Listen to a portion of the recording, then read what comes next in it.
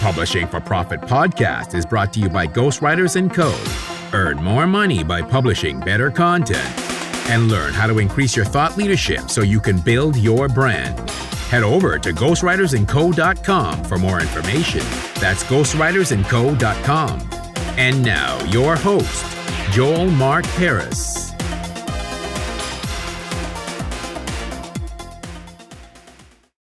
Hello, and welcome to the Publishing for Profit podcast. This is your host, Joel Mark Harris.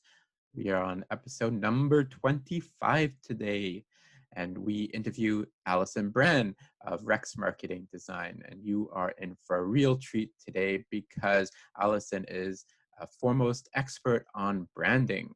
And she is somebody who I've always looked up to as an expert. I've known her for many, many years. And whenever I have a question about marketing and branding, I look up to her and ask her about it. So hopefully you enjoy this episode. We talk about how she got into marketing, how she looks at brand, and where she is today. Hello, Allison. How are you today? I'm good, Joel. How are you? Very well. So I'm super pleased and happy to have you on my podcast. I've been wanting to have you on for some time now, and I just want to get this on the record because you're obviously an amazing marketer, amazing brander, but for some reason I'm intimidated by you. So and it's just because you exude such confidence and such knowledge. So I appreciate you being here. Oh, wow. Well, I'll take that as a compliment because you're very accomplished. And I think there's just something wrong with my face sometimes. I have that resting bee face. I think people say that to me, but I'm not scary, I promise. So I want to take you back. You are the owner of Rex Marketing and Design. Where did that name come from and why did you choose that? It's actually kind of an embarrassing story in some ways. The short version is that the name Rex symbolizes for me a moment in time, an experience, and a label that was given to me that I didn't like and that I turned into an opportunity that has become a significant part of my future and obviously my current life, but my future, my goals, my purpose. But it all started with a nickname in high school. You know how it is. Someone said something mean and my nickname was Rex, nothing to do with a dinosaur. It's not that interesting of a story, but as a young woman, young girl in school, I didn't enjoy being called Rex. I wanted to be one of the girls. I didn't feel feminine and all these sorts of things. And it stuck, and I still have friends that call me Rex. And now I love it. Now it's not just part of my identity that I transform, but it's part of my team's identity and this vision for the future. What was the mind shift then that you went from hating it to loving it? And then what went through, I guess, that process? I think the mind shift happened over a long period of time, just maturing and growing up. There was definitely in my early 20s experiences, people, books, seminars that I went to that taught me the basic idea that, things happen in life and they don't mean anything. We apply meaning to it. And so if you don't like what has happened to you and you feel a certain way about it, you can take the power back by changing the narrative. And so that concept had become firm in my mind. And really, in terms of using Rex for my company name, it was just one of those things that I needed a name on a whim. I was working for a company that burned down and I needed to start my business and I needed a name. And I knew at that point that having one syllable and also that K sound that you get with the X, like the Rex, is very strong in branding. So it was a bit of a snap decision. And in the moment, as soon as I said Rex Marketing, it was actually Rex Image in the beginning. As soon as I said it, I was like, yeah, that's it. And I felt so empowered. But the transition mentally had happened over the years prior, just, maturing and learning. So I know a little bit about your story, how you got into marketing and transitioned to your own company, but I think it's a super powerful story. And I was wondering if you could tell how you got into marketing and how you decided to start your own company. Yeah. Well, as you know, it was by accident. I had no intention of becoming a marketer. I actually don't even think I knew that communications was a job that you could have, to be honest. I was pursuing physiotherapy. I wanted to get into sports medicine. And I took a gap year from school just to make money for school. And I ended up working at a dot-com. It was the midst of the dot-com boom. And really what happened, long story short, I just fell in love with telling the stories of visionary entrepreneurs. And I had a natural knack for understanding storytelling. And, I didn't know that's what I was doing at the time. And I saw the impact that it had on bringing visions to life, on launching companies during a really exciting time in our economy. I mean, I was working with, like during the dot-com, you're working with companies that are shaping the world that we know today. I designed the front end user interface and some of the marketing messaging for one of the very first internet reservation systems for bed and breakfast. Like, how cool is that? And then worked with a bunch of other dot-coms during the time. And I think that's when I fell in love with entrepreneurialism. But is that a word? Entrepreneurialism? I think so. We'll make it one if it's not. We'll make it one. That's when I fell in love with it, but not to become an entrepreneur initially. I didn't actually have that vision at first. I just loved supporting entrepreneurs. So yeah, I think the transition to becoming an entrepreneur happened much later.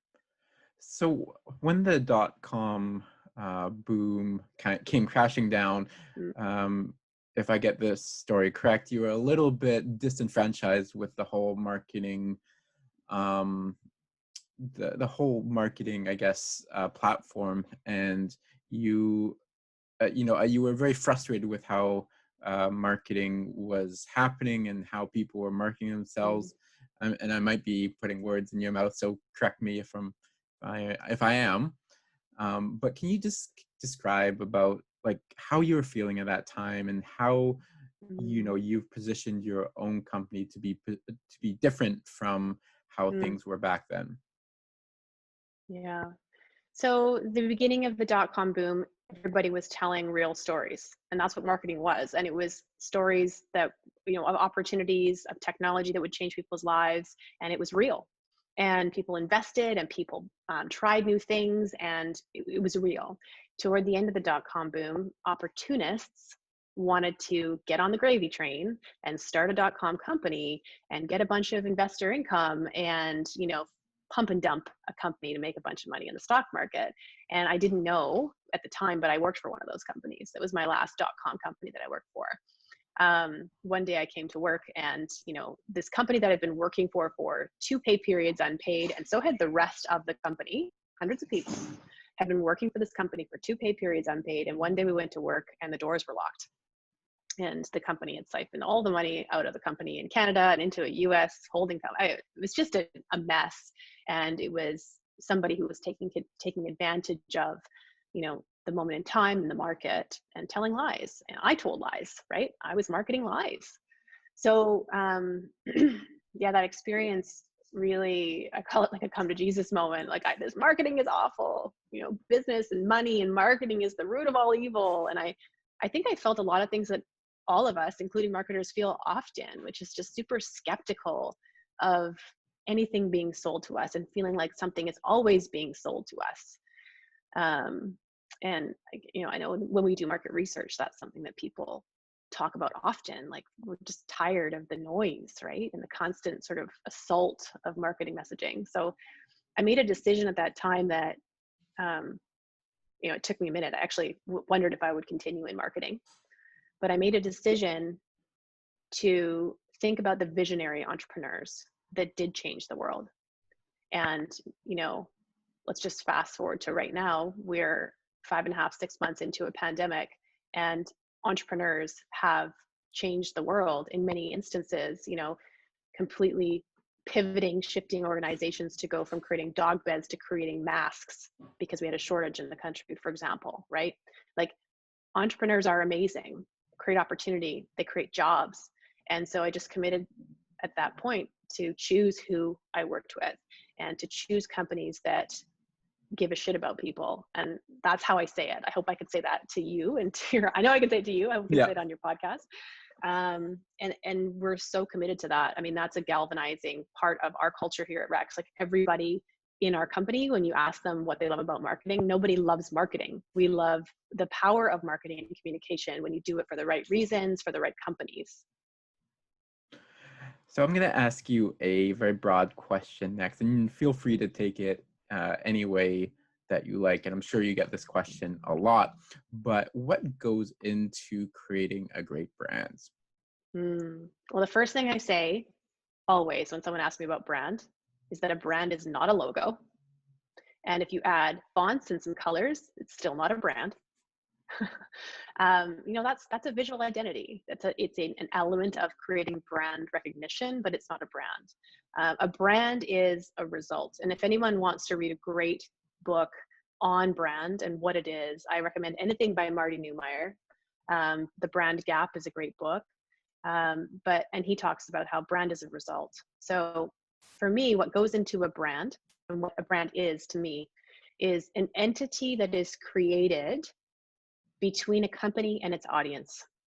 It's a relationship, much like if you think of a marriage, your marriage to your wife, right? There's you and there's her and you're individuals, but there is this entity that is created called your relationship, called your marriage, right? And you need to take care of it. Both of you need to take care of it, right?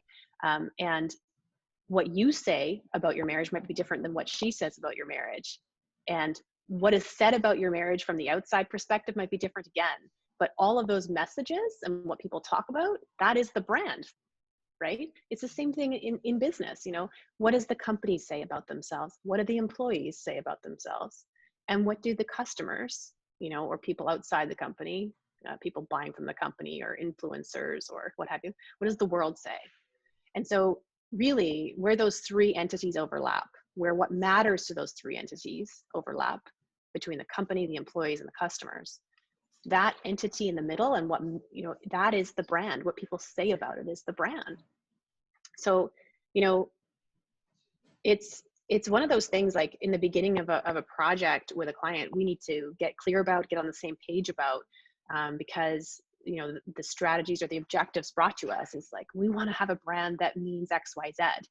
Okay, great. But you don't get to control or decide that. You can influence that. And what we need to do is talk really specifically about who you are, what you do, but more importantly, things like how you do it, why you do it, and the impact that you want to create on the world, so that you can have an entire team of people within your company striving for that same goal, creating that same impact. And so that you can create messages in your marketing and create policies in the leadership of your organization that give people that understanding and impression, so that they turn around and tell the world that that's what your brand is. I think that's a great metaphor. I don't think I've heard a better one. Marriage. I'm going to think about that from now on. I actually think about marketing as a relationship often, and it demystifies this whole like confusion that we have around marketing. That's true. It is a relationship. So you recently did a rebrand yourself for your company, and you did a video series about that process, which won an award. Can you tell me a little bit about that process? And what I'm specifically interested in is, did you learn something about that process that is different from something that you would have done for a client? Oh, interesting. I mean, so I'll just tell you what stands out about the process. It was hard to be the client. So essentially how we ran it in the company was that I was the client, as the founder of the company, and the team was the team, right? And then they were interviewing and doing discovery with me, the same process that we go through with our clients. And so for me, it was interesting to be on the hot seat. I think it gave me a reminder and some compassion for what it's like for our clients when we sit down and ask them about their company, their precious baby, their vision, their everything, right? And I remember, being interviewed and then waking up in the middle of the night saying, oh, did I say this really important piece? Did I get that across? Are they gonna get it? And that sort of wonder wondering that you feel or questioning that you feel as to whether or not you've communicated enough so that this team can bring my brand to life, you know? So I remember that for sure. The specific question though, you wanted to know, like, did I learn something?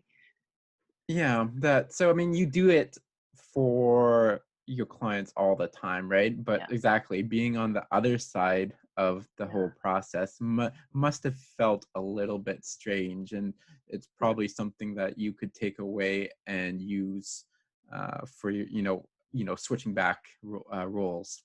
Yeah. I mean, there's a value for sure just in having been in that hot seat again, just to be patient. We do this all the time and we make decisions about brand direction, brand messages, brand visuals all the time. And for us, it's easier to make those decisions because we're removed emotionally from the situation. That's actually one of the big pieces of value we bring to our clients. Like, you can't see the label when you're in the jar, you can't see the picture when you're in the frame. So we're outside and we're able to reflect back to our clients, the business strategy, the priorities of their target audience, and present visual strategies or messaging that aligns with both. But for me to sit in the hot seat and to feel the tension that the business owner feels, the preciousness of my company and this message that means so much to me, it was really great to remind myself of that, and how sometimes it's hard to arrive at decisions. It's just hard to make a decision. It's like, again, let's use the relationship metaphor. Okay. I love this metaphor. I'll use it over and over. You met your wife, I met my husband at some point, and we chose that person was going to be the person that we're going to walk this life journey with. And that cuts out a lot of options, as in everyone else. I mean, assuming you're in a monogamous marriage, there's lots of other people that aren't, but that was the decision I made, right? So you choose a direction and you've just said no to other directions, and you're making the right decision. But it's a challenging, you'd be silly if you didn't wonder or question and just process that you're making the right call. I feel like that is how an entrepreneur feels, maybe just in a different arena, when they make permanent decisions, or what feels like permanent decisions, about their brand and what they're saying to the world and how they're showing up. We've talked a little bit about this, but is there ways that you demystify and make the whole marketing process more accessible to the average entrepreneur who Mm. may not like marketing or may not think of it as one of their strong suits? Mm-hmm, mm-hmm. Yeah, I mean, this is something I feel like really needs to happen, particularly for small businesses. I've grown this agency over the last 3 years officially as a full, a corporation, and I was consulting for about 10 or 11 years before that. And as I've grown the agency, agencies are expensive to run, and having really smart people with great brains that can give insights are expensive. And small businesses can't always afford to hire an agency to help them with strategy. And what's missing for small businesses is strategy. There's great accessibility now through technology and the sort of freelance economy to great talent out there. But what's missing for the entrepreneur is the strategy to be able to direct that talent. And I think that does a disservice not only to the companies, but also to the talented freelance marketers out there who are given an objective that just isn't a strategic objective because that business owner doesn't necessarily understand marketing enough to be able to provide clarity. And so the freelancers of the world are out there busting their butts, working hard, creating results that they think they're supposed to create, and the business owner isn't happy, and both are just blaming each other. Like, how many times have you talked to a prospect and it's like, the last marketer sucked? All the And time. Yeah. right. And it's like, I'm at the place now when if somebody comes to us and says the last marketer sucked, it's like, I don't actually hold it against that last marketer. There's some sort of missing communication. I don't think I've met a marketer who tries to wake up in the morning and waste a client's money. That's not the intention. It happens, but it's not the intention. So, like, in terms of demystifying marketing and what we're doing about it, like, I mean, we have created a course. We do have a course for small business owners to teach them the elements of strategy. And through that process, I really had to think of how to make some of these intimidating, the terminology within marketing and the process of building a brand strategy and a marketing strategy, just break it down to really simple step-by-step processes that an entrepreneur could follow. And, I've already talked a number of times about this relationship metaphor. That's one of the things I use a lot. So for example, I'll say to business owners, you know, I'm sure you've heard about this fancy term, market research. You know, and agencies go and do market research, and like, cool, how do I do market research? Well, I'll just say to them, like, market research is just it's an agency term for talking to people, getting to know what matters to them, what their priorities are, what their goals are, what their barriers are, what their misconceptions are, what their understanding is, what their misunderstanding. Like, it's just talking to people. It's like any relationship. And so I try to do that throughout, you know, talking about brand strategy and positioning, you know, like, what is positioning? You know, well, positioning is very much just knowing who you are and what your value and worth is to the people you serve. Just like it is very much in the personal world, like knowing who you are and what your value is in your job or in your friend circle or family circle, like just knowing your identity. And so I just try to simplify the conversation and the terms. And really, I know on the agency side, we really work hard at not being the sort of just not throwing around terminology and confusing our clients. We just try to talk human to human. Another one that I find confuses people is custom avatar. They're like, oh, what's that? You know, like, and that, Sexy. yeah, exactly. It feels like, you know, this big thing that people don't know anything about, but it's really exactly just who are you serving the best? Like, who is your best target market, and who do you jive well with, right? So yeah, it's like, I gotta have a customer avatar, and you're like, yeah. I love to ask back, right? Like, we gotta have our customer avatar. Okay, what's a customer avatar to you? I don't know, I just need to have one, you know. And I think that there's a lot of companies, a lot of small businesses that waste a lot of money just thinking they got to do what the other competition did.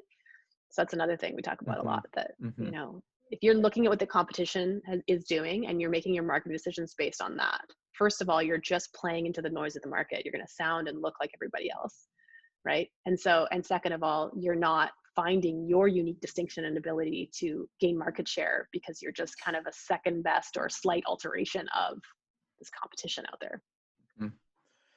For people who are listening to this and they're like, oh, I hate marketing, I don't want to do it, I just want to hire somebody. I actually just had a conversation like this the other day, like, oh, I hate marketing is just like you said, you know, it's kind of slimy and sleazy. How do you, you know, first off, I guess, what do you tell those people, and how do you change? Like, maybe you don't, but is there a way to change that perception?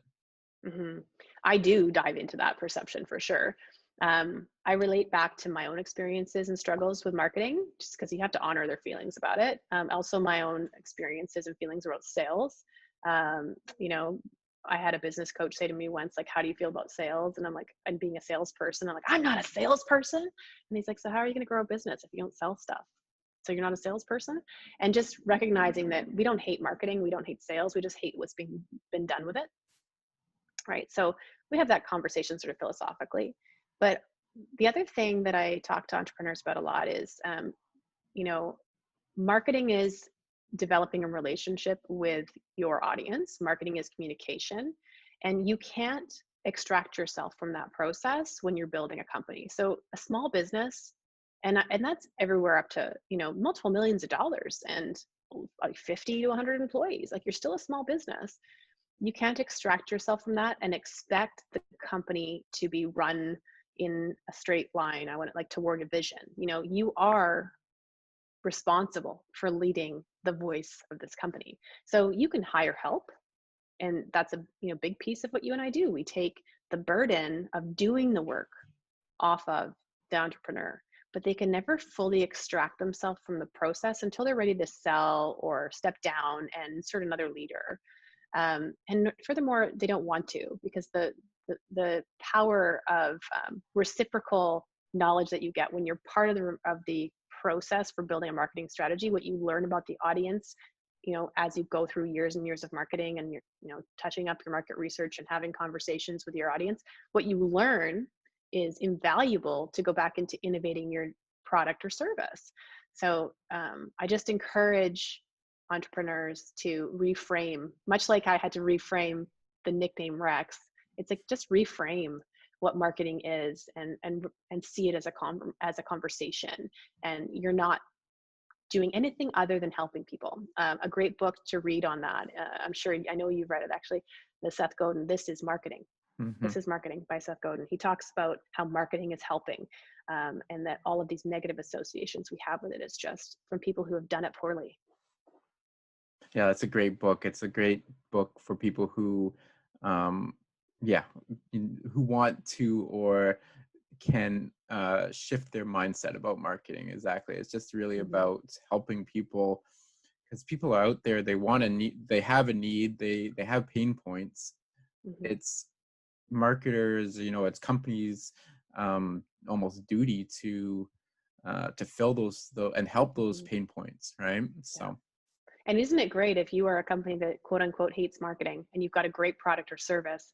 Well, it's more incumbent upon you to get that message out there so that people can be served by you and not the company that you perceive to be taking advantage of people, right? Like, get Mhm. out there, get that voice known. I want to talk a little bit about social responsibility and Mm, branding. mm, Is that something that brands should be aware of, or is it something that should just come naturally to brands? mm. What do you mean by come naturally? Well, I think it's, people are, they naturally want to help out in certain areas. So do, should people or, companies, should they, what am I trying to say here? Should they help in ways that they just see naturally fit, or is that like, Mm, or should they use it as a buzzword to say, okay, like Black mm, Lives Matter is a right. big topic right now. Yeah. We Yeah. should we should jump on that bandwagon, right? Mm, Or is it something that they should feel passionately about, like deep in their soul? hmm. It has to be real. Mm, Yeah, I mean, especially now, consumers sniff BS better than ever. We are highly tuned BS meters because we're marketed to all the time. And I think it's gotten to the point where so many companies have taken advantage of sort of values washing and piggybacking on social cause, that people are actually a little bit, they're looking to see if it's real. Like, they're not just wondering, they're seeking out to find out if it's real. So if you do a rainbow version of your logo during Pride Week, you're going to have people investigating your social media and your retail storefront and looking for evidence that you are actually part of and actively supporting the LGBTQ community, and not just throwing up a rainbow logo so that you look like a good person. So it does absolutely have to be real. The one thing I'll say is that I think social movements are an opportunity for business owners to ask themselves, if a cause is not important to them, why is it not important to them? And I think, as companies that want to create cultures and jobs that are inclusive and progress our society, we always have an opportunity to look at these social causes out there that are clearly important to a lot of people. Otherwise, the it wouldn't be such a loud conversation. It's an opportunity to learn and think about, how can we make that cause, how can we consider whether or not that should be part of our cause. But before you start marketing it, make sure it's a part of your operation, deeply woven in. I'll share something that is personal for me. Over the last number of months, with the Black Lives Matter movement, we had a lot of conversations as a team, regular, deep, tearful conversations, on our primarily white team, about, um, you know, who we need to be and what we need to learn as marketers, and also who we need to be and what we need to learn as a corporate culture, so that we aren't, unknowingly, unconsciously perpetuating biases, that we're not hiding behind the privilege that we have to sort of turn a blind eye because these issues don't affect us in the same way as a primarily white agency, that we aren't perpetuating it by turning a blind eye. But I wasn't willing to market. None of us wanted to market anything that we're doing. We're happy to talk about it, to share with other business owners about the ways that we're endeavoring to educate ourselves. But it's not about marketing, because we're still in the process of learning. And if we're talking about, diversity, equity, and inclusion as a company, we're going to be talking about the reality, which is we're learning. That's awesome. That's really great advice. Um, I want to shift the focus a little bit. You contributed a story to a book. I believe it's called Woman of Worth, and it was about business and moms. Can you talk a Mm-hmm. little bit about why you chose to write that, what the story was about, and maybe, just why it was important to you that you got that message out? Mm-hmm. I think the universe offers opportunities that we can take a hold of at just the right time.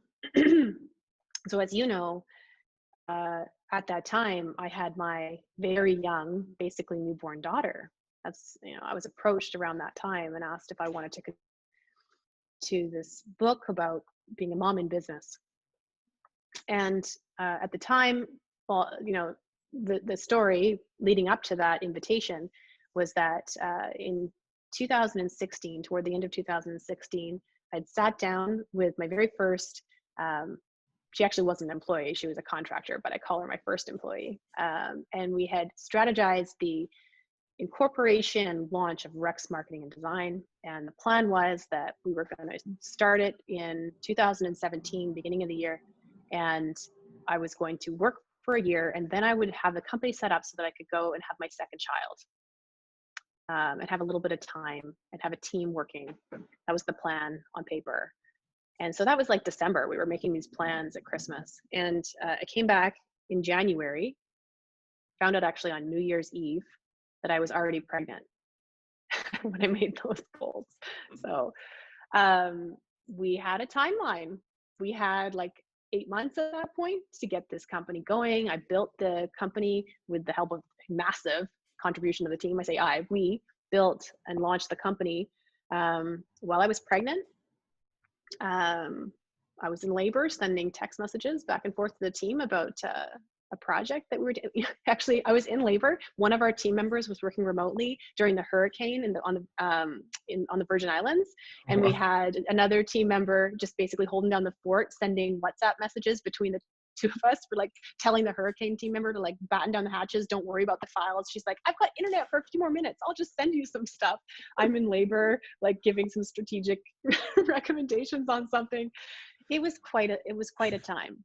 So, you asked like, why did you write the story? Like, I feel like there's a lot of women who do this. I am not special. There is a lot of women who live this life, and they have a full career or a business, and they're a mother, and they're a wife, and they're all sorts of identities. And I feel that these stories are, well, no, I'll tell you, these are stories I was looking for.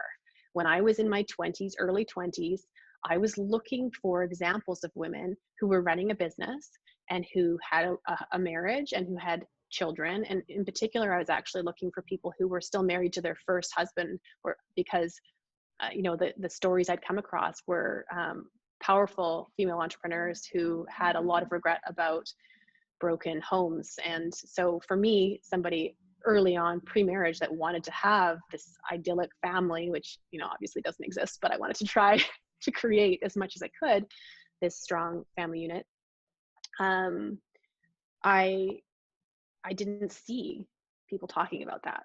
And I talk about it actually in my chapter about how there was this moment in my life where at yet another Women in Business conference, I stood up and asked, like, is there somebody I can look to be an example of what it looks like to be married to your first husband, a mother, to not have a near-death breakdown, like, experience from just being overworked and overstressed, and who runs a successful business. And a woman that was with me at that conference, she'd heard me ask that question a number of times, and I sat down because there was nobody on the panel that fit that description again. And I sat down beside her, and she's like, why don't you just go be her? And so that was my goal, and I'm still trying every day. Marriage is work. It's important to work on, and being a mother and a present mother is something that I'm constantly trying to keep my finger on the pulse of, because my business is my baby as well, my team is my family as well. And so I just wanted to share my story. I wanted to share my story around how I manage things like mom guilt, how I manage making choices between, tough choices when something with the family or the kids conflicts with something in the business. And I just think that my voice is one voice, and this was a great book because it brought together a lot of other women's voices. Every woman got a chapter. And so I just think it's a great thing to have out there for other women who are charting, their early thoughts. And, I want to share this as well. When we launched Rex and had a launch party, my daughter was less than a month old, and I had her in this silk sling that matched my jacket for the event. And she's sleeping on my chest. And I was giving my little talk, just thanking people for coming to our launch event. And at the end of the event, one of my team members' friends had come to the event, and she came over to me, and she thanked me for the day, the evening. And she said, I had professors in university tell me that I had to choose between a future as a mother and a future as a career woman or a business owner. And today I realized that I can have both. So, there's lots of women doing it. The more of us that share the story, just give choice. Because the other thing is, this is not the only way to do it. I actually don't think that there's anything virtuous about being a woman that has a business and a family. We just all should be able to choose what's right for us. Yeah, no, I totally agree. And I think that's still a common perception, is that women can have either a career or they can be, a good mother, but they can't have both. And so it's inspiring to see you accomplishing that. Um, what what advice would you give yourself to the 20-year-old Allison? I don't know if I want to change any of the experiences that I had to go through. I think I still give 40-year-old Allison the same advice that 20-year-old Allison needed, which is trust yourself.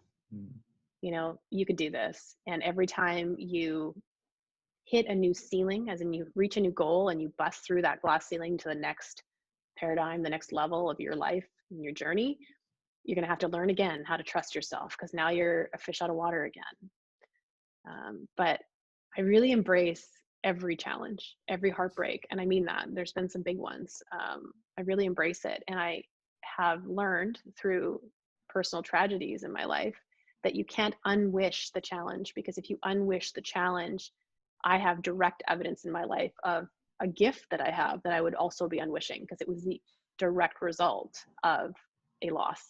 So just keep moving. Choose a growth mindset. Choose the story you make up about your experiences. And thankfully, that was advice that I got from somebody else and from books and seminars and things that I was exposed to in my 20s. And it's a big part of what I try to pass on to people who are younger than me, that, anyone really, but, my team and my culture, that's a big part of our values. Yeah. So you've mentioned books a couple of times, and I think I know. So I asked this question to all my guests, and it is, what's your favorite book? And I think I know the answer, but people have surprised me in the past. So what book do you, I guess, what is your favorite book, and what book do you enjoy gifting? Okay, so the truth is I have different books for different phases over the last 5 years. My current favorite book is The 21 Irrefutable Laws of Leadership by John Maxwell. I love that book. I read it when I was in my early 20s, and I thought, it's a good book. Now it's like a great book. I'm sure, have you experienced that, where like you read a book once and you're like, oh yeah, and you come back to it, and like your life's experience in that moment just needs that book that much more. It's great for anybody who's in any sort of leadership position, which John Maxwell defines as a position of influence. Like if you are influential over people, you are a leader. And so I'm a mother, I'm a team leader here. Like, it's so powerful. I just love that book. And there's two other ones that really have impacted me and my trajectory as a business owner. One is Start With Why by Simon Sinek, and the other is Leaders Eat Last by Simon Sinek. Now, they're popular books, all of them, but they're popular for a reason. They're good.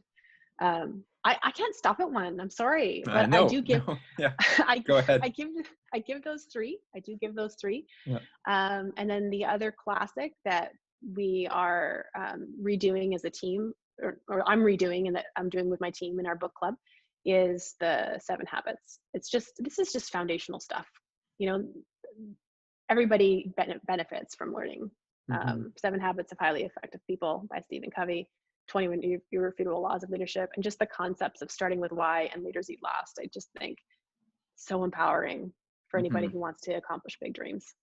Can you, yeah, I forgot that you had a book club going. Can you Yeah. tell me a little bit about that and why you decided to start that? Yeah. Well, you and I have a common friend, Bob Wang. He's an entrepreneur, a young man entrepreneur who's done amazing things, already created and sold his first company, and he's young. Mm-hmm. And he and I were having a conversation a while back, and he talked about how it was important to him in his startup to build an organization of leaders, that if you want to grow a small business and have it be a powerful impact to customers and to grow, you need everybody to think of themselves and to operate as a leader. And so through that conversation, he actually turned me on to rereading the 21 Irrefutable Laws of Leadership. And he talked about how he had his team read it. And so I thought that's a great idea.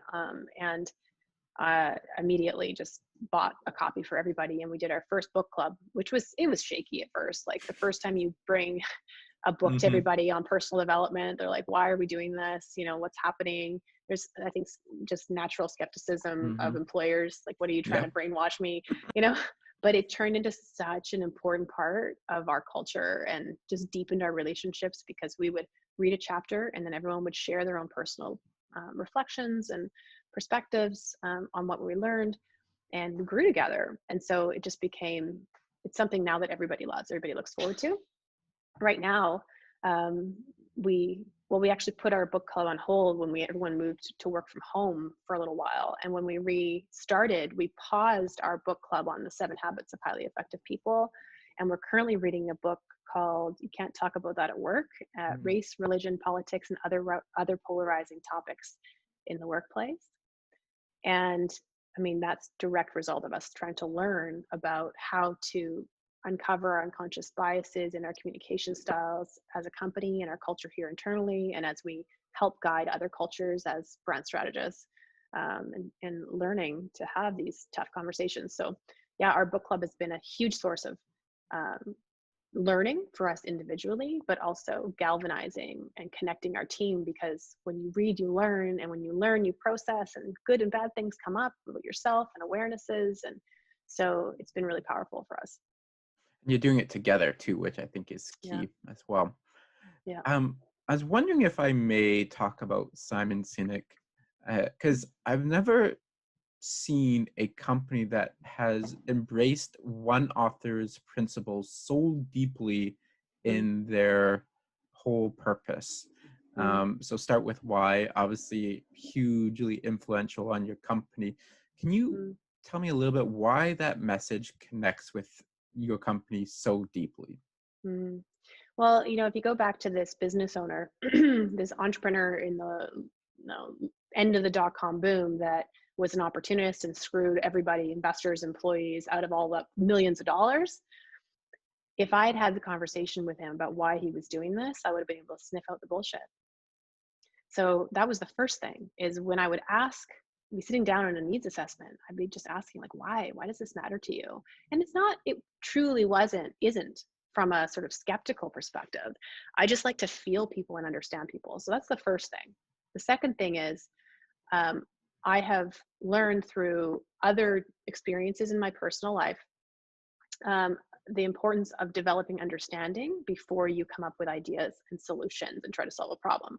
So again, in relationship conversations, we can go to our marriages. How often communication breaks down in marriage because you have one person saying something, the other person isn't listening, and they're just waiting to speak back what their perspective is. And how powerful the transformation is when you sit there and you try to understand why this person is saying what they're saying instead of defending. So starting with why develops a deep understanding of the person sitting across from you, and it changes the communication dynamic and makes you able to align on a common understanding and then achieve a goal together. So as a culture internally, that's critical for us. But to help our clients achieve their goals, we need to first understand them. The third element to that is how highly influential it is when you share vulnerably what matters to you. So as a company uncovers their why and they share vulnerably with their audience what matters to them, or with the world what matters to them, their audience will show themselves. Their audience will just be drawn toward them. You're not selling anymore. You're just saying, this is what matters. And the world naturally goes, oh, that matters to you? That matters to me too. And they're drawn to you. So it's also very powerful in marketing. Well, Allison, I think that's a great place to cap it off. Where can people find you? Definitely on our social. So Start with Rex is our handle on Instagram, as well as as on Facebook. We are at startwithrex.com. It's our website. I think those are the main places. And if you can't, we're on a bunch of social, but if you land on our Instagram or our Facebook, which is lots of education content on there, it'll lead you to anywhere else that you want to find Rex. Well, Allison, thank you so much. I appreciate you taking the time. Great chatting with you. Thank you for having me. Thank you for asking me. Hopefully I wasn't scary or whatever. Not at all. Not at all. No, you're awesome, Joel. I really appreciate the chance to sit down and talk with you. And, I feel like your listeners should know what a rock star you are. And one of the things I want to say back to you is just how your values have always shone through. So, I've seen your career progress, and most recently, I feel like you have really leaned into your own personal values in your own business. And I see how sincere you are in wanting to help the customers that you have and the people that you're impacting. So I have a lot of respect for you. I appreciate that. Thank you. Thanks, Joel. Thank you for listening to Publishing for Profit. Please like and subscribe on iTunes, Spotify, or wherever you get your podcasts.